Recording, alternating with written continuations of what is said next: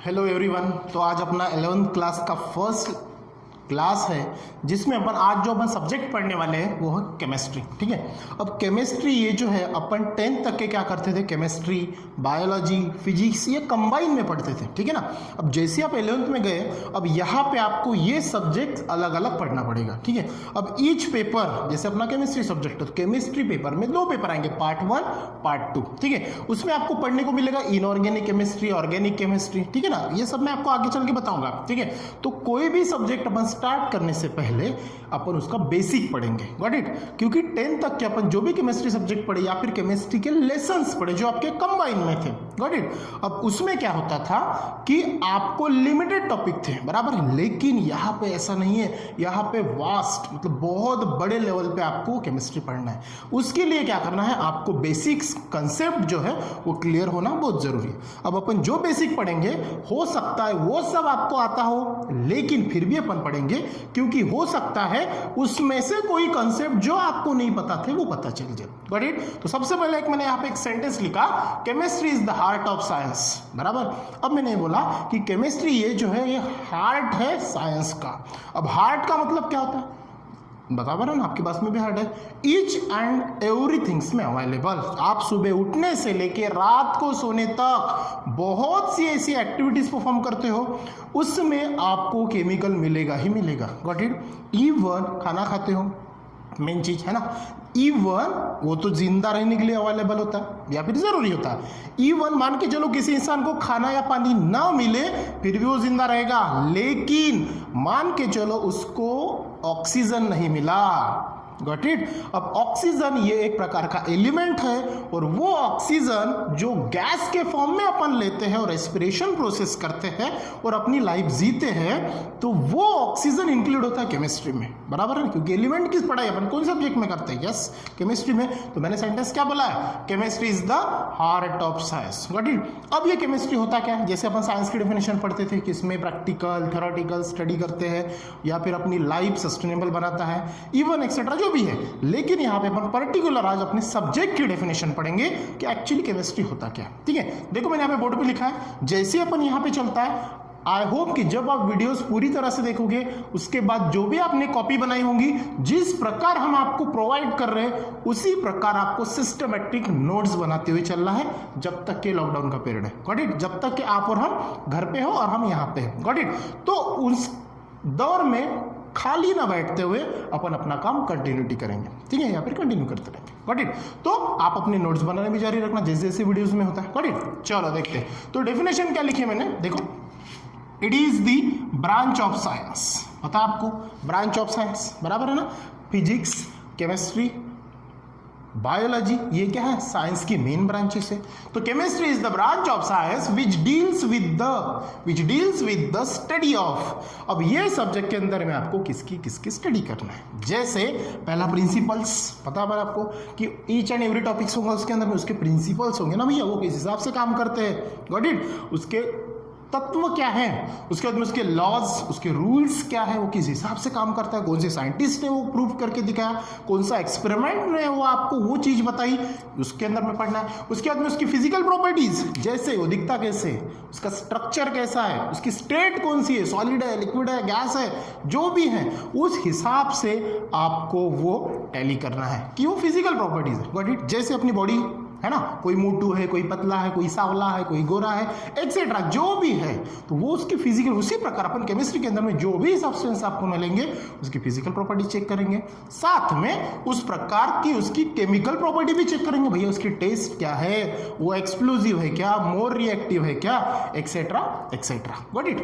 जो chemical properties के, बराबर है ना। जैसे मान के चलो मैंने आपको लेमन दे दिया, उसकी टेस्ट आप टेस्ट करके बताओगे ना कि उसको देख के बताओगे वो येलो है, ग्रीन है, कैसा है बाहर का, स्ट्रक्चर कैसा है, शेप कैसा है, ये तो होगी उसकी फिजिकल प्रॉपर्टी। लेकिन जब आप उसको टेस्ट करोगे वो हो जाएगी उसकी केमिकल प्रॉपर्टीज, या फिर वो किस प्रकार का रिएक्टिव सब्सटेंस है वो।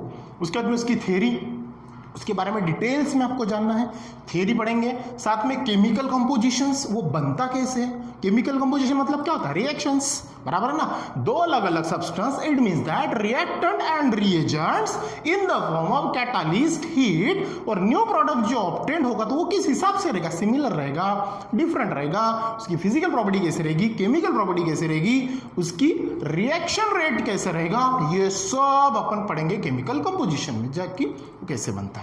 तो वो सभी के सभी आता है अपने केमिस्ट्री सब्जेक्ट के अंदर। उसके अलावा भी और कुछ है जो एक्सेट्रा में मैंने लिख दिया, गॉट इट। तो ये सब की स्टडी आपको कौन से सब्जेक्ट के अंदर में करनी है, केमिस्ट्री। तो फिर से फटाक से रिपीट करते हैं अपन, डेफिनेशन क्या होगी, it is the branch of science which deals with the study of principles, laws, physical properties, chemical properties, chemical property, साथ में थ्योरी, केमिकल कंपोजिशंस एक्सेट्रा, तो उसको बोलेंगे अपन केमिस्ट्री, गॉट इट। अब यही केमिस्ट्री के अंदर में आपको दो पेपर आते हैं जिसको अपन केमिस्ट्री के टाइप्स बोलते हैं, बराबर है। वैसे तो बहुत सारे टाइप्स हैं केमिस्ट्री में, लेकिन मैक्सिमम अपन दो ही या फिर तीन, जैसे इनऑर्गेनिक केमिस्ट्री, ऑर्गेनिक केमिस्ट्री और फिजिकल केमिस्ट्री। लेकिन मैक्सिमम केमिस्ट्री में दो प्रकार की केमिस्ट्री आपको स्टडी करने मिलती है। पहली जैसे कि टाइप्स में आती है, पहले इनऑर्गेनिक केमिस्ट्री और दूसरी ऑर्गेनिक केमिस्ट्री, ठीक है। अब इनऑर्गेनिक केमिस्ट्री और ऑर्गेनिक केमिस्ट्री में फर्क क्या है, गॉट इट। तो देखो सबसे पहले इनऑर्गेनिक केमिस्ट्री में क्या होता है, it is the study of inorganic compound, बराबर। अब इनऑर्गेनिक कंपाउंड का मतलब क्या होता है, जिसमें ऑर्गेनिक का ही मतलब होता है कार्बन, ध्यान में रखना है बात। तो जिसमें आपको इनऑर्गेनिक कंपाउंड की स्टडी करना है, मतलब थोड़ा सा ऐसा समझ लो कि बिना कार्बन के कंपाउंड की आपको स्टडी करना है। लेकिन कार्बन ना हो ऐसा तो कभी हो नहीं सकता, लेकिन कुछ कंपाउंड ऐसे हैं कि जिसमें कार्बन का यूज नहीं होता है। तो सिंपल सा, बस ज्यादा टेंशन ना लेते हो, जैसे जैसे अपन सब्जेक्ट में जाएंगे वैसे वैसे क्लियर होते चलेगा। बस इतना ध्यान में रखना कि इनऑर्गेनिक केमिस्ट्री का मतलब क्या होता है, it is the study of inorganic compound. Inorganic compound की स्टडी जो केमिस्ट्री में अपन करेंगे उसको इनऑर्गेनिक केमिस्ट्री बोलेंगे। पहला पॉइंट समझ में आया।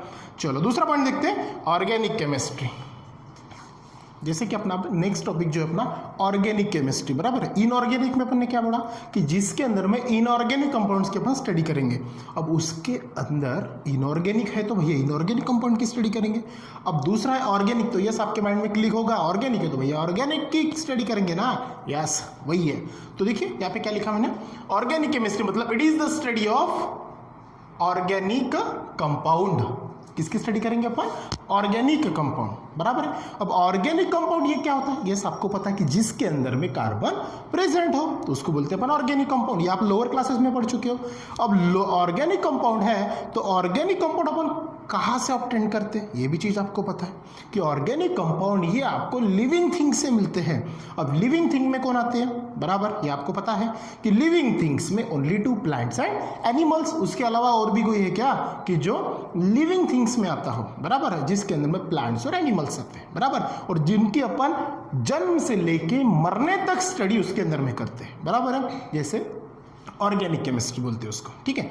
अब उसमें क्या होता है, एनर्जी जो होती है ना, आपको पता है लॉ ऑफ एनर्जी, बराबर है, energy can neither be created nor be destroy. वही साइक्लिक फॉर्म में लिविंग ऑर्गेनिज्म से एनर्जी जो है ट्रांसफर होती रहती है।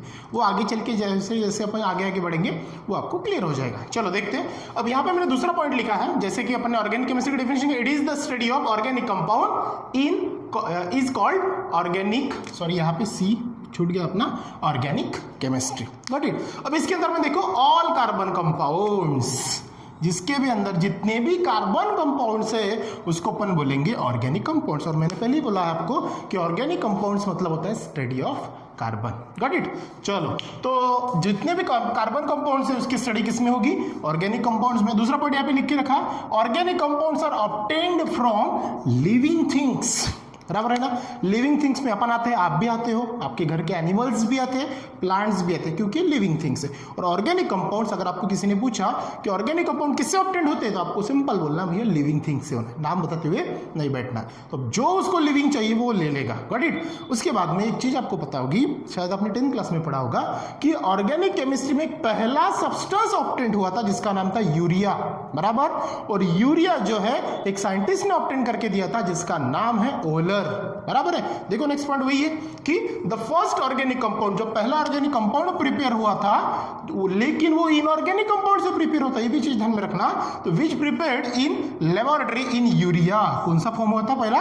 यूरिया। और यूरिया का मॉलिक्यूलर फॉर्मूला देखो ध्यान में रखना, NH2CONH2, गॉट इट। ये H2N मतलब ऐसा सीधा कर लो, इसको NH2 ही है, तो CO ग्रुप को दोनों साइड में NH2 हो जाएगा। ये आगे चल के आपको जैसे अपन बेसिक क्लास पढ़ेंगे उसमें फंक्शनल ग्रुप है उसमें वो क्लियर हो जाएगा, ठीक है। तो इतना ही ध्यान में रखना, NH2CO NH2 ये मॉलिक्यूलर फॉर्मूला यूरिया का, और ये कौन से साइंटिस्ट ने प्रिपेयर किया था? ओहलर ने, गॉट द पॉइंट। अब ये जो है ये हो गया आपकी ऑर्गेनिक केमिस्ट्री। अब ये एक चीज आपको पता है कि ऑर्गेनिक कंपाउंड कौन कौन से हैं, ठीक है। तो आपको पता है, मैंने या फिर आपने खुद पढ़े होंगे कि 10th क्लास में जैसे फर्स्ट आपका था जिसको अपन ने हाइड्रोकार्बन बोला था, जिसका नाम था मीथेन, बराबर है। और मीथेन का मॉलिक्यूलर फॉर्मूला क्या था आपका? CH4, बराबर है। उसी प्रकार दूसरा था आपका इथेन, बराबर। अब इथेन का मॉलिक्यूलर फॉर्मूला मैंने आपको एक चीज यहाँ पे बताई थी कि कार्बन को 1 से बढ़ाओ और हाइड्रोजन को 2 से बढ़ाओ। तो एक कार्बन बढ़ा तो ये क्या हो जाएगा? C2, और 2 हाइड्रोजन को 2 से बढ़ा तो 4 में 2 ऐड करो 6। मतलब सिंपल यहाँ पे भी लिख के देता हूँ, कार्बन को 1 से बढ़ाना, हाइड्रोजन को 2 से बढ़ाना, ठीक है। तो चलो तीसरा क्या होगा? मीथेन, इथेन हो गया। तीसरा आपका प्रोपेन है, ठीक है, इसमें आएगा C3, इसमें 2 बढ़ाओ 8 हो जाएगा। फिर ब्यूटेन, ये आप घर में कंप्लीट करना। उसके बाद में पेंटेन, फिर से 6 नंबर पे hexane, 7th heptane, then octane, then 9th number nonane, और 10 नंबर जो है वो है डिकेन, जो कि C10 आएगा और C10 आएगा और H आपका 22 आएगा, बराबर।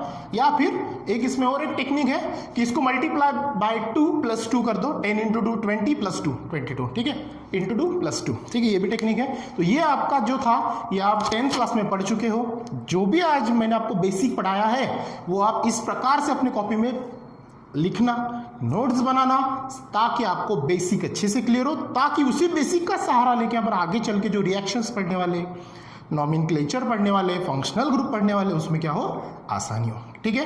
तो ये कंप्लीट कर लेना आप अच्छे से याद से, क्योंकि इसी का कल अपन स्ट्रक्चर ड्रॉ कैसे करते हैं, कार्बन की वैलेंसीज क्या होती है, बीच में बॉन्डिंग कैसे होती है, ये सब अपन नेक्स्ट क्लास में पढ़ेंगे। So thank you.